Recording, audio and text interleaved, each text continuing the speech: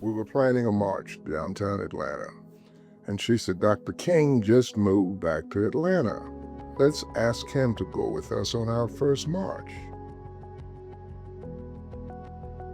So we called, made an appointment. Dr. King's secretary just happened to be a Sumter girl and a graduate of Lincoln High School. Made the appointment. We went over. It was supposed to be 30 minutes. It lasted 3 hours. He agreed to go with us on our first march. Well, by that time, late afternoon, he said, Coretta, I done kept these children here so long, they done missed dinner at the dining hall. Fix them something to eat. I don't remember what she fixed, but you're a college student, you eat whatever's put before you. So we ate, went back to campus, and we planned our first march, which occurred on March 15th, 1960.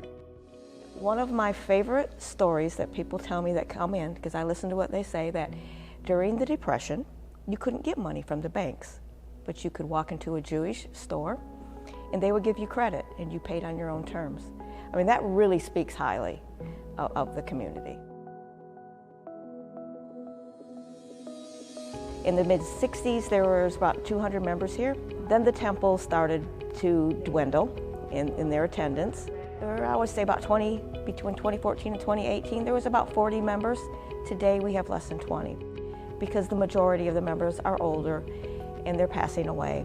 And we do not have a lot of younger members that come. I mean, the past couple of times we've had services, we had a couple families come, which is promising. I really didn't see myself as being a pastor, a preacher, until the 8th grade. My 8th grade social study teacher, he's deceased, the late Reverend Dr. R.H. Mitchell, he saw it in me. He told me one day in the 8th grade, he pointed at me and said, you're gonna be a preacher. That really floored me. First of all, I wasn't even in the church at that time. I said, how am I gonna be a preacher? I don't even go to church. He said, you got it. He said, you have the anointing. You know, you're gonna be a preacher. And lo and behold, I was preaching. I mean, the calling was there. I just didn't recognize the calling. So the building was vacant, and I was approached from someone by the city. Hey, you interested in doing something down here? Da da da da da. And so, long story short, we decided to do J. O'Grady's. This is in Ireland somewhere. I went to Sumter High, went to Thomas Sumter, and I actually graduated from Lawrence Manning. I played sports like everyone back then. I mean, and you wasn't just limited to one sport. Everybody played baseball, basketball, football. You know, we didn't have the internet, of course. Limited TV, 3 channels, but sports was a big part of our life, and it was a big part as far as the item. They didn't have the materials. You know, we always got the hand-me-down books from the White High School, but they would not let us use those books until we cleaned them up. And of course, there would be little messages and things like that written in the books. You know, little mean things, because they knew that we were going to get those books. So the first day of school at Lincoln was devoted to cleaning up the books. It's interesting that I think it's Samuel Edmonds, if I'm not misquoting myself, Samuel Edmonds was the superintendent of public schools at the time. I think it was around 1915. The library itself opened in 1917, but I think it was around 1915 that he and the school board became interested and felt that Sumter should submit an application for a grant from the Carnegie Foundation to build a library, a public library in Sumter. But it's kind of interesting to me that it was the superintendent of schools that was the one that was the driving force behind. And of course, they formed a committee, submitted the grant, and it was accepted. Oh, well, first of all, I purchased the store, and then I had all this land back here doing nothing. My friend Tommy and some of his buddies came to me and said if I can get a ball field, they would come and we would have to put a team up out here.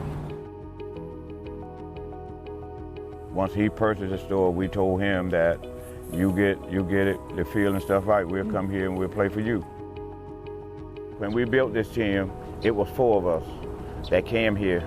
It was me, Chef Dennis, Wesley Gardner, Hampton Gardner, that started the team with him. My name is Greg Rogers, and I am the president of the Goodfellas. James Elbert Williams. I'm a vice president of the Goodfellas.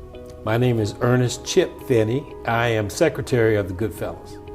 Name is Dwight Moore, past president, along with Chip, past president of the Goodfellas. Actually, the Goodfellas started in October of 1925. A group of men of the community, for the community, decided to come together to keep themselves abreast of what was going on in the community. So they would work together. They would meet at each other's home initially in the start of the club and meetings to kind of organize it, set up bylaws, policies and principles of the club.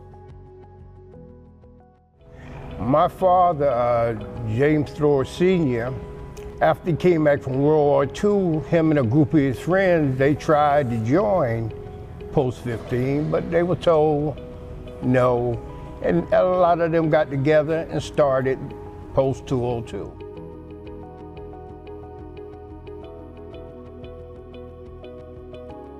So, you know, to me, it really has a special place in my heart in this community. A lot of veterans, when they came back from World War II, like you say, were denied access to certain places. So they need an outlet, and Post 202 was that outlet.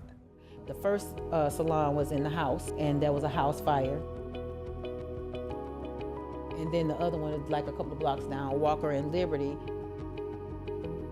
Her whole focus was to make sure that other people did well too. So she would go to rural areas, find young ladies who didn't really have a trade or didn't really have a significant path, bring them here to Sumter, allow them to live with her while she put them through beauty school, brought them here to train them, and after a year or two, like, okay, now go open your shop.